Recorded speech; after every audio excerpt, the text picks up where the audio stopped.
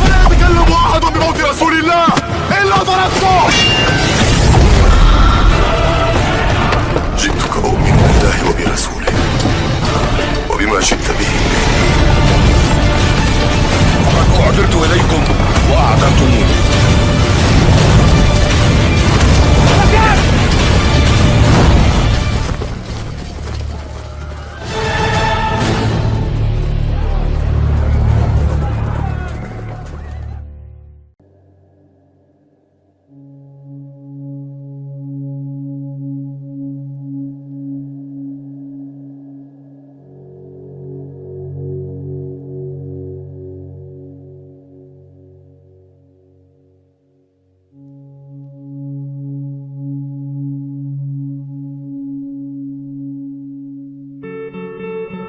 Yang panjang-panjang yang menyebabkan kita seperti di kampus, tapi saya langsung menyodorkan saripati pembahasan. Malhamah Al-Kubra, itu judulnya. Malhamah Al-Kubra ini bukan pintu gerbang menuju perang semesta, salah. Malhamah Al-Kubra inilah perang terbesar sepanjang alam semesta dan perang penutup. Tidak ada lagi perang setelah itu. Malhamah Al-Kubra adalah perang paling terakhir. Baik kaum muslimin yang kami muliakan, hanya saja peperangan ini terjadi antara dua kubu saja. Perang antara umat Islam yang militan di bawah pimpinan Imam Al-Mahdi dengan mujahidin terbaik dari seluruh dunia yang merapat dalam barisan beliau, melawan pasukan terpilih, pasukan terbaik dari seluruh Eropa dan Amerika. Jumlah pasukan itu ada 80 bendera. Satu bendera membawa 12.000 pasukan-pasukan terbaik, laki-laki seluruhnya. Hebat dalam memanah, jago dalam berpedang, handal dalam berkuda, dan kata Rasulullah, Malhamah Al-Kubra itu perang manual, bukan perang teknologi. Pada masa itu peperangan sudah menggunakan pedang, tombak, panah, dan kendaraan adalah kuda. Peperangan Malhamah Al-Kubra tidak lama, hanya berlangsung 4 hari saja. Pasukan Imam Mahdi sebelum dikirim, pasukan ini sepertiganya murtad, keluar. Jadi orang-orang munafik pada mengasingkan diri. Kemudian sisanya yang 2/3 inilah yang dibagi dalam 4 hari peperangan. Malhamah Al-Kubra secara bahasa Indonesianya adalah peperangan kolosal terbesar. Bila bapak-bapak pernah menyaksikan perang-perang kolosal di dalam film-film Hollywood, termasuk Lord of the Ring, maka dapat dirasakan lebih kurang macam itulah peperangan nanti. Serba manual, berhentinya peperangan hanya malam hari saja. Kalau perang spektakuler sekarang ini, perang modern sekarang ini, seluruhnya berlanjut siang malam. Betul tidak kalau sekarang? Karena menggunakan teknologi, menggunakan satelit, menggunakan rudal dan sebagainya. Drone tanpa, pesawat tanpa awak dan seterusnya. Tapi peperangan manual balik zaman dulu, malam istirahat. Siang perang, malam istirahat. Kaum muslimin yang kami muliakan, di dalam Taurat dan Injil, perang Malhamah Al-Kubra ini disebut dengan sebutan, kalau di Taurat Harmajiddun, kalau di Injil Armageddon. Dibuat oleh Hollywood film yang menipu kita, seolah-olah itu adalah serangan meteor dari ruang angkasa menabrak bumi. Ya, padahal bukan. Armageddon adalah peperangan yang terdapat di kitab suci Taurat, yang terdapat di kitab suci Injil. Peperangan akhir zaman yang paling seru, yang paling sengit. Manusia-manusia terbaik dari orang-orang terbaik di muka bumi berhadapan dengan musuh-musuh jahat terbaik daya tempur mereka terbaik, kehebatan mereka juga terbaik, strategi mereka juga terbaik, dan jumlahnya luar biasa fantastis dibandingkan dengan pasukan mujahidin di bawah pimpinan Imam Al-Mahdi. Peperangan yang maha dahsyat, peperangan full body contact, fisik dengan fisik, peperangan yang sangat adil. Kalau sekarang nggak adil, umat Islam nggak pegang apa-apa, semua teknologi di tangan musuh-musuh Islam, semua kemajuan di tangan mereka, bala tentara, dana, media, segala macam di tangan mereka. Allah maha adil. Allah akan hantamkan meteor ke muka bumi ini nanti, dan meteor ini yang menghentikan semua teknologi serentak. Setelah itu kalian semua, kata Rasulullah, kembali seperti zaman sekarang. Kalian akan menggunakan semuanya serba manual, persis seperti zaman ini. Perang kalian saat itu adalah menggunakan pedang. Perang kalian ketika itu menggunakan panah. Perang kalian saat itu menggunakan tombak. Kendaraan kalian paling banter kembali kepada kuda. Kaum muslimin, peperangan ini terjadinya bukan di Afrika, bukan di Amerika, di Eropa, bukan di Rusia, di Cina, bukan di Indonesia. Peperangan ini terjadinya nanti di Suria. Tempat peperangan itu adalah di A'maq atau di Dabit, kata Rasulullah, sebelah utara daripada Suria. Tempat yang ada sekarang Ghutah, ya, yang habis-habisan diperangi dan dihancurkan. Ini pun salah satu wilayah dan markas perang Armageddon itu nanti. Subhanallah, peperangan tidak berlangsung lama. Apa penyebabnya? Nanti saya sampaikan. Apa penyebabnya? Apa yang terjadi? Lalu apa hasilnya? Insya Allah ini akan kita bahas pada malam hari ini. Hadis-hadis yang panjang menceritakan tentang perang puncak akhir zaman ini.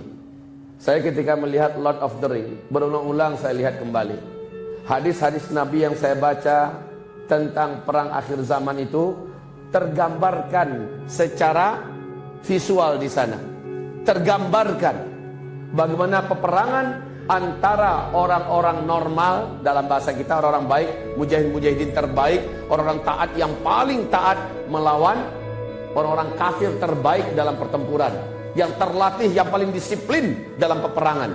Dan inilah yang akan dihadapi oleh Imam Mahdi dan orang beriman dalam perang Malhamah Al-Kubra. Sebagai pengantar, spidol kita ada? Ya. Mohon perhatikan ke whiteboard baik-baik. Saya ingin memberikan gambaran di posisi mana perang Armageddon tersebut.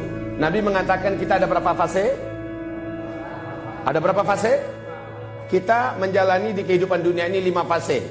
Saya buat kecil-kecil saja. Fase pertama, umat Islam dipimpin oleh Nabi Muhammad SAW. Fase ini telah selesai. Lalu fase kedua, umat Islam dipimpin oleh para khulafaur rasyidin. 30 tahun lamanya. Fase ini juga telah selesai.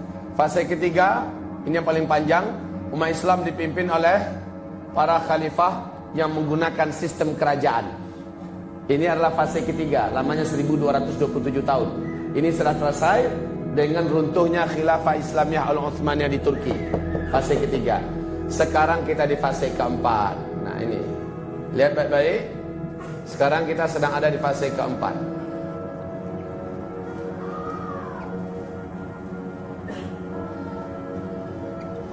Rasul menyebutkan fase keempat ini adalah fase peperangan. Eskalasi fitnah naik menanjak tajam seperti ini. Fitnah berupa kegaduhan, chaos, kekisruhan, bencana-bencana alam, kehancuran ekonomi, perang di mana-mana, pertumpahan darah, kemiskinan, serta kekeringan total dan sebagainya. Pada akhirnya terjadilah hantaman besar. Hantaman besar dari langit, yaitu meteor menghantam bumi. Akibat meteor ini muncullah tanda besar kiamat yang pertama. Tanda besar kiamat yang pertama adalah dukhan. Jadi dukhan adalah hasil dari hantaman meteor, bukan perang nuklir, bukan meledaknya gunung-gunung berapi serentak di seluruh dunia, tapi akibat daripada hantaman meteor. Inilah dia tanda besar kiamat yang pertama, disebut dengan dukhan. Saya tidak akan menguraikan ini ya. Saya akan fokus dengan pembahasan Armageddon nanti. Yang kedua, jarak antara dukhan dengan tanda besar kiamat yang kedua yaitu keluarnya Dajjal. Dajjal adalah tanda besar kiamat yang kedua. Kemudian yang ketiga yaitu Nabi Isa Allah turunkan dari langit dan Dajjal pun dibunuh. Dan yang keempat ini sebagai penutup langsung dari fase keempat, yaitu lepasnya Ya'juj dan Ma'juj. Setelah Ya'juj dan Ma'juj habis, manusia di muka bumi hidup dalam keadaan aman yang benar-benar di puncak aman bagaikan di surga dunia. Inilah fase kelima. Islam akan kembali memimpin seluruh dunia. Dan ini Allah janjikan di Al-Quran surat An-Nur ayat 55. Dan juga dalam hadis riwayat Imam Ahmad. Hadisnya dinyatakan sahih oleh Syekh Ahmad Syakir. Kita tidak akan membahas yang ini. Tapi kita fokus. Di mana letaknya Armageddon? Pasca hantaman meteor, semua yang ada di muka bumi dari teknologi berakhir. Kehidupan manusia di muka bumi kembali kehidupan yang serba manual. Karena meteor mengandung siderit. Siderit ini adalah kandungan zat besi yang paling murni yang ada di dalam meteor. Saat dia menabrak atmosfer bumi kita, pergesekan yang ekstrim dengan atmosfer bumi kita menyebabkan siderit ini mengalami pergesekan ekstrim ini menyebabkan timbulnya medan magnet yang sangat kuat. Dan dampaknya semua besi dan logam yang ada di muka bumi akan terinduksi secara serentak. Maka tidak ada mesin-mesin, apapun bendanya, pabrik-pabrik, industri-industri atau apa saja yang terbuat mesinnya dari besi dan logam, melainkan semuanya terinduksi, lengket antar satu dengan lain dan tidak bisa digunakan. Kemudian ini juga menimbulkan gelombang elektromagnetika yang sangat tinggi. Dampaknya adalah semua sinyal dan listrik yang ada di muka bumi padam, bukan untuk sementara waktu, tapi untuk selama-lamanya. Inilah dia akhir teknologi adalah ketika hantaman meteor. Nah, langsung hantaman meteor ini menimbulkan efek dukhan, berlangsung selama 40 hari 40 malam. Bukan ini pembahasan kita sekarang. Setelah dukhan 40 hari bumi terang, maka bumi mengalami kemarau yang ekstrim. Iklim bumi berubah dengan ekstrim. Paling lama 3 tahun jaraknya Dajjal pun keluar. Inilah dia Nabi mengatakan menjelang Dajjal keluar ada 3 tahun bumi mengalami kemarau yang ekstrim serentak di seluruh dunia. Ya, itu adalah setelah dukhan. Nah, kapankah Imam Mahdi muncul? Imam Mahdi muncul adalah setelah hantaman meteor. Setelah hantaman meteor, Al-Mahdi. Bagaimana kita mengetahui Al-Mahdi sudah muncul nanti? Hantaman meteor ini di bulan Ramadan. Di bulan Syawalnya masih dukhan. Di bulan Zulqa'dah terjadi kekacauan dan perselisihan yang sangat hebat di tubuh kerajaan Arab Saudi dalam bentuk perang dan perang, keamanan tidak terjaga.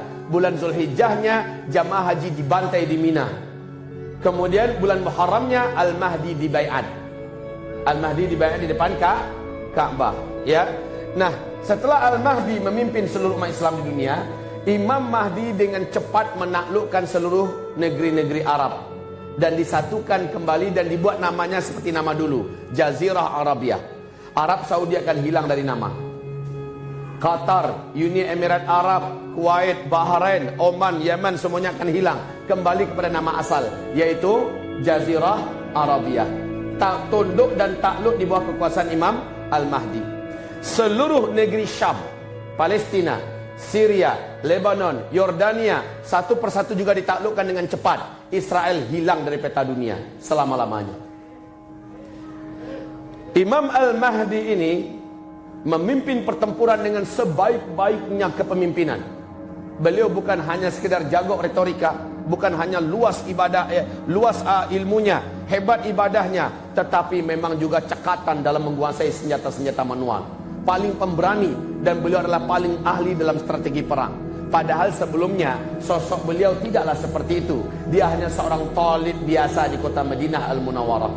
Tapi kata Rasulullah dalam satu malam dia di-upgrade oleh Allah sehingga memiliki kemampuan itu seluruhnya, siap memimpin dunia ketika dunia sudah mulai putus asa. Kacau di mana-mana, perang di mana-mana, kezaliman terjadi di mana-mana. Benar-benar Imam Mahdi melihat dunia tidak mungkin terselamatkan. tapi Allah upgrade dia sehingga malam itu dia memiliki keyakinan dan memiliki keberanian untuk siap memimpin. Nah, baik, Imam Mahdi ini menaklukkan seluruh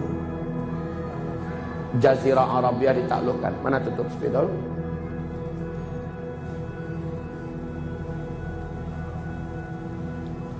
Seluruh Jazirah Arab ditaklukkan, seluruh negeri Syam ditaklukkan.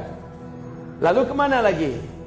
Musuh bersama yang cukup alot dan sepanjang sejarah ribuan tahun memusuhi negeri Arab, termasuk negeri Barat, yaitu Blok Timur, Persia. Persia Raya, Iran yang mengumumkan sekarang.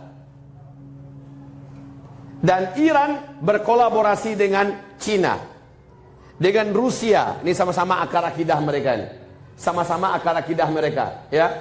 Lalu dengan India, sama-sama kaum yang benar-benar benci dengan Islam. Bersatu dengan kekuatan-kekuatan Blok Timur lainnya, dan Barat ada perseteruan yang hebat dengan Blok Timur ini. Dan sekarang kita lihat.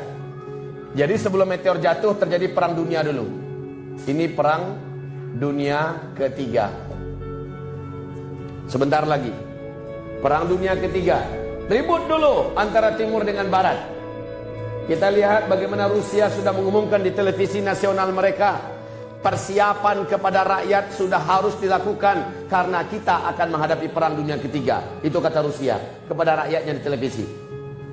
Di TV One akhir bulan Desember 2017 diumumkan juga bagaimana Rusia menyatakan siap perang melawan Barat. Siap perang, bahkan menyebut nama Amerika sekalipun. Sambil mempertontonkan senjata-senjata canggih yang paling modern ciptaan Rusia. Kemudian pada akhirnya kita lihat sekarang ini. Bagaimana seluruh diplomat-diplomat Rusia diusir dari Prancis. Diusir dari Inggris. Diusir dari Amerika. Negara-negara blok barat serentak satu persatu memutuskan hubungan diplomatik dengan Rusia. Dalam hal ini mereka juga mengirimkan senjata-senjata berat mereka, baik senjata pesawat-pesawat tempur, kapal-kapal Indo menuju ke Ghouta. Menuju ke Ghouta, betul tidak? Itu kondisi sekarang. Sementara Cina, India, Iran, Rusia dan beberapa negara timur lainnya juga serentak menyatukan energi dan kekuatan militer mereka bersamaan siap menghabisi hegemoni barat, dan tempatnya adalah Suria. Mereka perang tempatnya di Suria. Kebayang nggak betapa kejepitnya rakyat dan kaum muslimin di Suria? Hancur apa enggak negeri? Raksasa-raksasa gila dan mengamuk perang di negeri Suria. Dengan ini kita akan melihat peta peperangan seperti apa yang akan dihadapi oleh para mujahidin yang ada di Suria, yang ada di Palestina. Bagaimana militan mereka luar biasa, karena dua raksasa besar kelahi di wilayah mereka, dan mereka salah satu di antara. Nah, hebatnya setelah Al-Mahdi muncul, setelah Al-Mahdi hadir, kekuatan Islam menjadi satu. Kemarin ini kita berharap Raja Salman yang persatukan. Ternyata Raja Salman ditelikungi oleh anak kandungnya sendiri, Muhammad bin Salman. Hilang harapan kita. Kita berharap Erdogan yang mempersatukan. Sayang Erdogan bukan orang Arab. Ya. Sementara setidak-tidaknya Erdogan masih memberikan secercah harapan. Nah, wallahu alam, akan seperti apa akhir hayat Erdogan? Apakah dia dibunuh atau bagaimana? Yang jelas dialah kebanggaan kita saat ini. Betul tidak? Tapi saya tidak yakin Erdogan akan berumur panjang. Orang semacam ini paling dikhawatirkan umurnya panjang. Orang semacam ini paling ditargetkan untuk dihabisi dan dibunuh. Apakah dia yang dimaksud menjelang Al-Mahdi keluar akan terbunuh terlebih dahulu seseorang yang berjiwa bersih, berhati mulia, sangat cinta kepada Islam dan membangkitkan izah dan kemuliaan kaum muslimin, dibunuh terlebih dahulu. Kematiannya marah orang-orang beriman satu muka bumi, dan marahlah malaikat-malaikat yang ada di langit. Setelah kematiannya Al-Mahdi pun dibaiat di depan Ka'bah.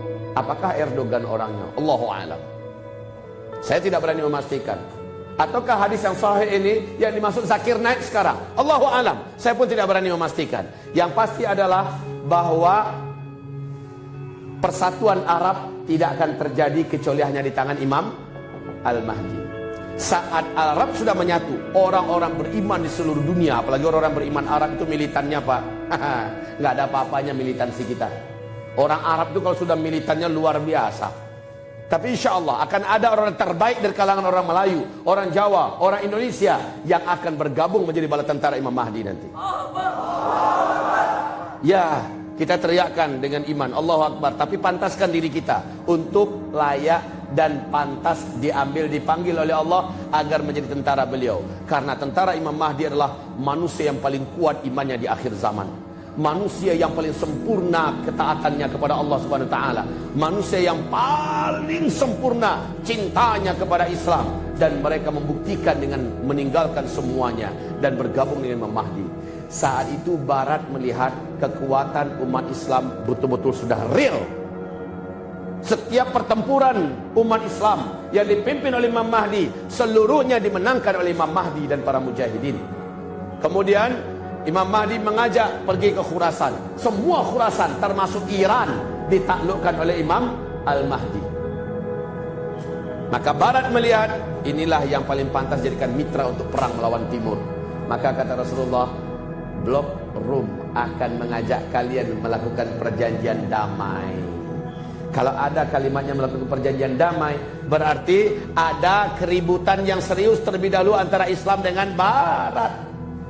Dan inilah dia, ketika Trump dengan nekat memaksakan diri untuk mengumumkan bahwa Yerusalem adalah ibu kota Israel, dari sini ketegangan antara Islam dengan Barat sudah semakin ada di puncaknya.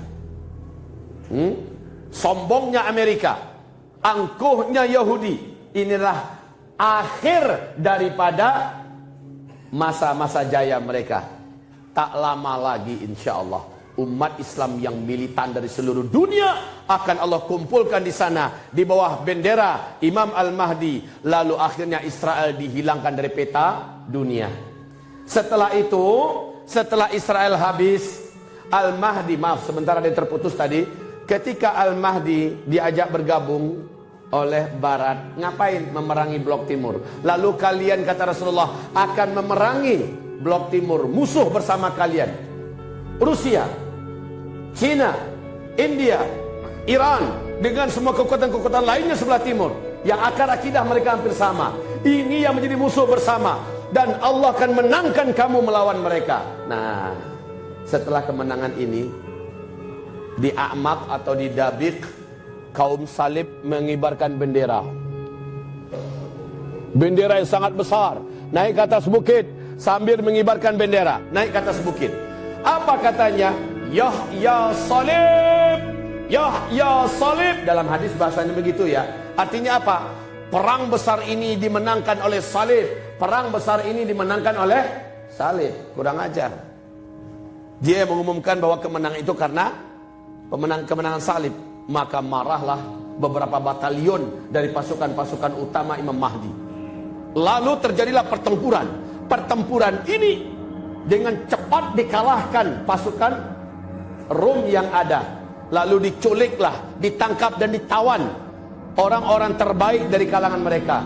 Selama jadi tawanan, mereka ternyata tersentuh Islam dan masuk ke dalam Islam. Lalu merekalah yang akhirnya menjadi mata-mata, membongkarkan rahasia-rahasia pasukan salib. Dan merekalah yang dikhawatirkan oleh pasukan salib yang besar ini. Maka mereka datang membawa 80 bendera. Untuk apa? Meminta agar serahkan kembali tawanan-tawanan perang yang kalian tangkap dari pasukan kami. Lalu orang-orang yang sudah masuk Islam dari pasukan kami yang kalian tawan, ternyata ditawan oleh kaum muslimin, tawanan ini masuk Islam. Dan setelah masuk Islam, merekalah yang menjadi manusia-manusia terbaik untuk menghancurkan dan memberikan, membocorkan, membeberkan seluruh seluk-beluk kekuatan Barat. Dan ini sangat mengkhawatirkan. Sebagaimana mereka juga bisa menginfiltrasi pasukan Romawi kembali. Jadi mereka minta, serahkan pada kami. Kami mau bunuh mereka. Apa kata para mujahidin di bawah pimpin Imam Mahdi? No way. Kami tak akan serahkan saudara kami yang sudah beriman. Maka mereka menantang, jika kamu tidak serahkan, perang antara kita. Disitulah dia bermulanya kisah Malhamah Al-Kubra, Armageddon. Maka kata Rasulullah sallallahu alaihi wasallam. Jadi demikian, dengan singkatnya demikian, ya. Maka kata Rasulullah sallallahu alaihi wasallam, awas ya, saya memang cerita perang, tetapi ketahuilah kualitas manusia yang ada di sana, kata Rasulullah, mereka adalah orang-orang beriman terbaik yang ada di seluruh negara di muka bumi. Mereka berdatangan ke sana. Apakah di antara mereka ada di sini? Allahu a'lam. Syaratnya mereka fanatik dengan gaya hidup para sahabat, ahli Quran. Salat berjamaahnya dia jaga 5 waktu di masjid, nggak mau dia melepaskannya selama-lamanya. Ahli tahajud. Mereka sangat cinta dengan Islam dan membuktikan cinta itu dengan bela Islam setiap ada momen dan kesempatan. Mereka berkorban dengan hartanya, mengorbankan waktunya, bahkan siap mengorbankan darahnya. Mereka nggak banyak ngomong. Sementara akhlak mereka nampak seperti akhlak generasi terbaik dalam Islam. Ini ciri-ciri orangnya. Padahal bibir dan lidahnya senantiasa, kedua telapak tangannya senantiasa menengadah ke langit, minta izin kepada Allah, panggil hamba ke Syam ya Allah, panggil hamba ke Syam, gabungkan hamba ya Allah dengan para mujahidin terbaik di Syam. Ketahuilah zaman ini, fase keempat ini, kata Rasulullah, fa'alaikum bil jihad. Fase keempat ini, saya bacakan hadisnya lengkap, riwayat Imam Ahmad. Awwalu hadzal amri nubuwatun wa rahmah. Urusan ini dimulai dengan kenabian dan itu adalah rahmat, kata Nabi. Summa yakunu khilafatan wa rahmah, lalu berlanjut dengan kekhalifahan dan itu adalah rahmat. Summa yakunu mulkan wa rahmah, lalu berlanjut dengan kerajaan-kerajaan. Jadi khilafah dengan sistem kerajaan, ini paling lama tadi ya. Wa rahmah, itu juga rahmat. Dan di hadis yang dari Imam Ahmad dinyatakan sahih oleh Syekh Ahmad Syakir, tidak ada lagi khilafah Islamiyah, tidak ada lagi kekuasaan Islam di muka bumi. Ini adalah fase keempat. Tapi pada fase ini masih wujud thumma takunu imarah wa rahmah. Kemudian bermunculanlah imarat-imarat. Kita dengar imarat Kaukasus, imarat Mali, imarat Islamiyah yang ada di Afghanistan. Kita dengar imarat-imarat Islamiyah bermunculan di mana-mana. Tapi tidak ada yang berhasil menguasai dunia, hanya sebatas teritorial saja. Kayak di Afghanistan sampai sekarang masih eksis. Kayak di Yaman sekarang masih eksis, ya. Tapi tidak mampu berkembang. Tapi itu adalah rahmat, menunjukkan masih hidupnya ruh iman dan jihad. Lalu kata Rasulullah SAW, fa'al thumma yatakadamuna alaihi takadumal humur. Lalu setelah itu penguasa-penguasa yang menguasai negeri-negeri muslim, termasuk rakyat muslim dari umatnya, yatakadamuna alaihi takadumal humur. Pada saat itu mereka akan saling berlomba-lomba memperebutkan kekuasaan dan jabatan, seperti kuda-kuda jantan yang kelaparan memperebutkan makanan. Inilah dia zaman kita, berebutan kekuasaan, termasuk di Arab Saudi sekarang. Betul? Perebutan kekuasaan. Thumma yatakadamuna alaihi takadumal humur. Maka kata Rasulullah, fa'alaikum bil jihad.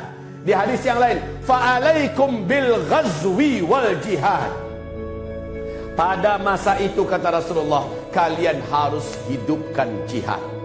Ini fase keempat. Ini hadis Nabi. Kalau ada yang keberatan silakan demo Rasulullah.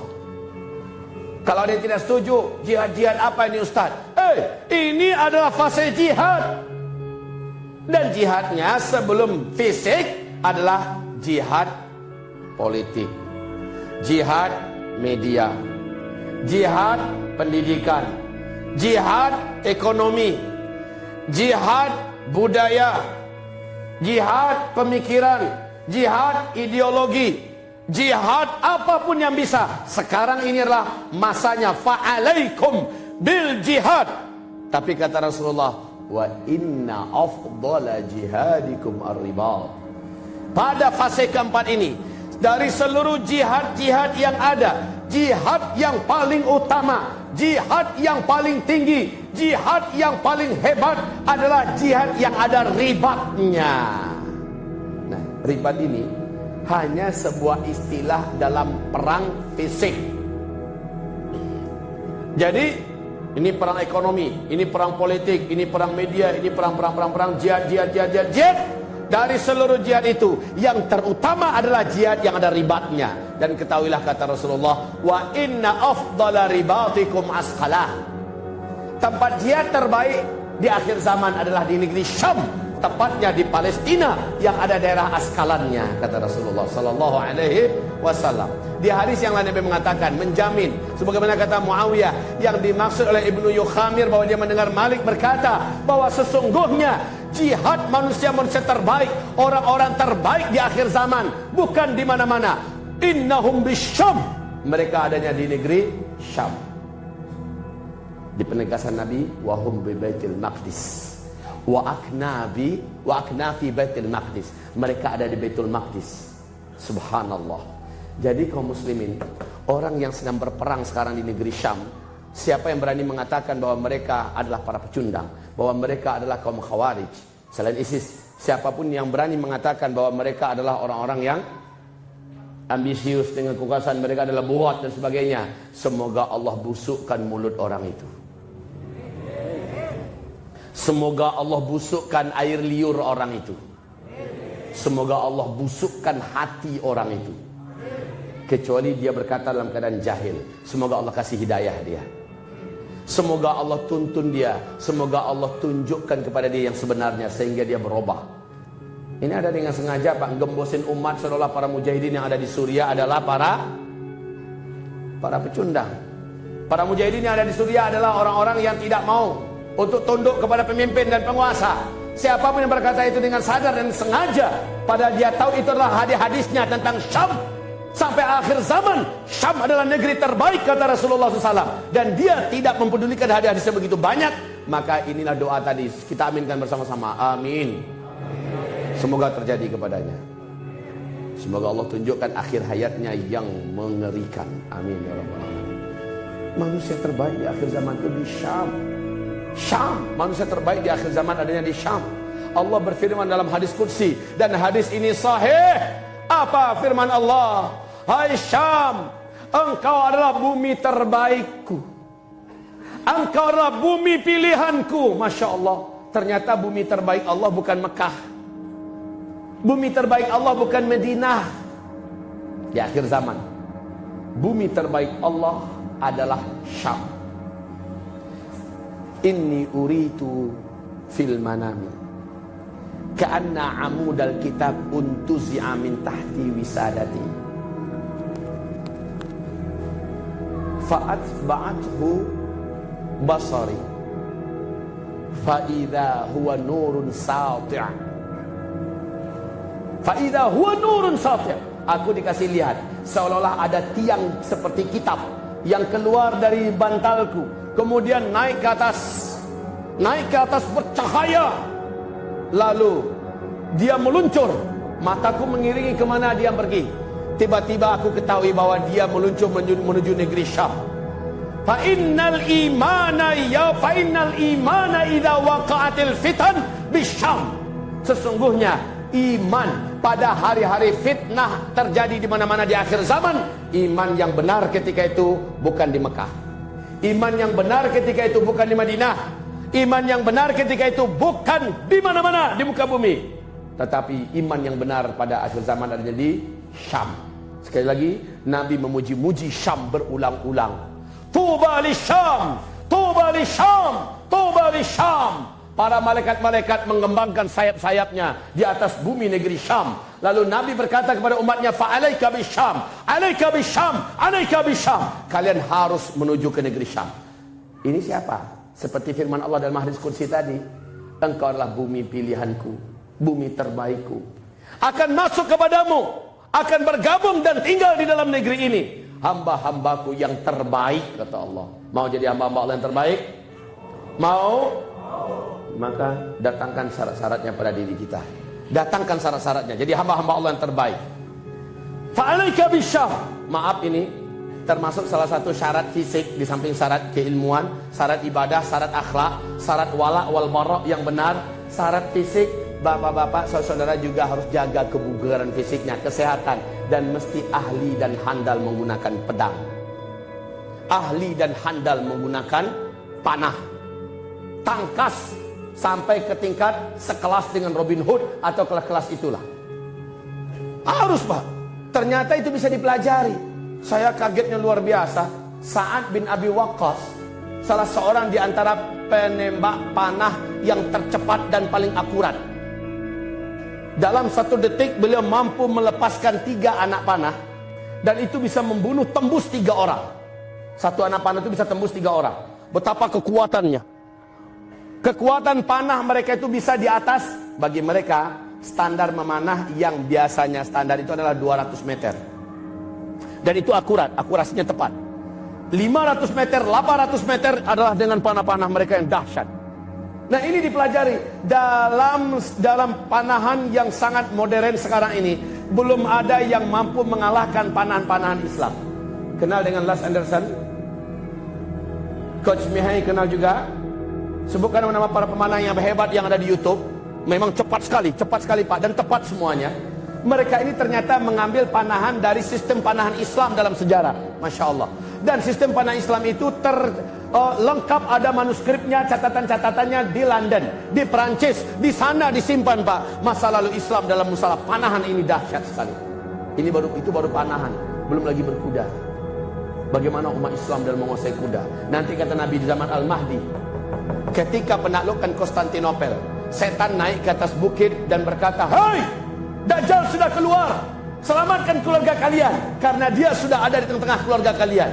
Pada mujahidin yang ada di Konstantinopel, yang sedang mengumpulkan harta warisan, harta rampasan perang, segera membuang harta itu. Dan kata Rasulullah, Al-Mahdi mengirim 10 orang pasukan ahli berkuda. Mereka adalah pasukan berkuda terbaik di bumi saat itu.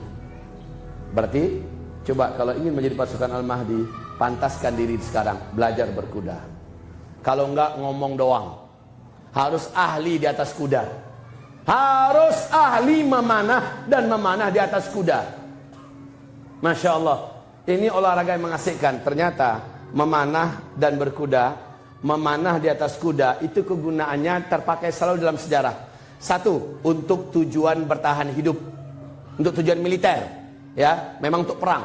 Ketika perang nggak ada, dianjurkan untuk bertahan hidup, untuk berburu. Ketika kita sudah makmur, perang tidak ada, kita sudah makmur. Tujuan ketiga, untuk kepentingan seni, budaya, dan olahraga. Ini Pak, itu menandakan apa? Adanya kesinambungan penggunaan senjata manual ini yang jangan pernah terputuskan. Oke, kita kembali kepada Malhamah Al-Kubra. Berapa hari tadi Malhamah Al-Kubra? 4 hari. Antara siapa dengan siapa? Antara umat Islam dengan umat Islam di bawah pimpinan Imam Mahdi. 4 hari. Tempatnya di mana? Ya, Syamnya di mana? Hah? Di Syria. Syrianya di mana? A'maq atau Dabik kata Rasulullah. Dan di sana juga ada Ghutah. Ya. Harmagedon adalah kawasan yang sangat luas.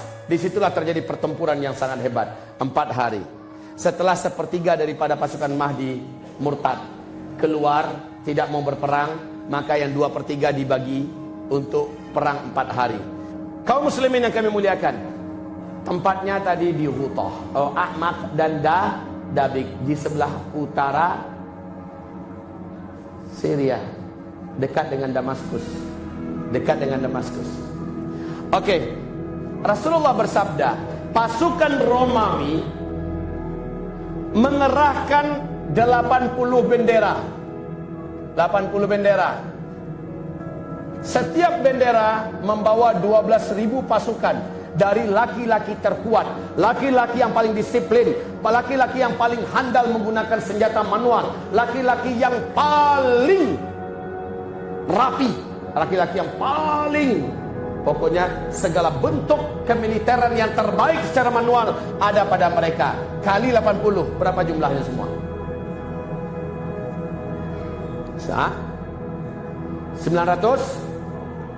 960.000 orang, ya. 960.000 orang. Ini jumlahnya dari mereka. Jumlah dari umat Islam berapa melawan mereka? Tidak ada hadis yang menyebutkan berapa. Tapi pada akhirnya kata Rasulullah, akhir dari peperangan ini adalah jumlah umat Islam yang militan, yang teruji, yang lolos, yang menang hanya tersisa 2.500-an sedikit lebih sedikit. Jumlah yang sangat sedikit. Betapa banyaknya angka yang syahid dalam peperangan penutup ini. Inilah perang Armageddon. Nah, sekarang seperti apa perang itu? Siapa-siapa yang akan disyahidkan di sana? Siapa-siapa yang akan murtad di sana? Siapa-siapa yang akan menang di sana? Diumumkan oleh Rasulullah sallallahu alaihi wasallam. Lalu kita yang ada di Indonesia, Ustaz, apabila kami tidak mungkin untuk ke sana, apa yang harus kami lakukan di sini? Insyaallah pembahasan kita pada sesi kedua setelah yang berikut ini.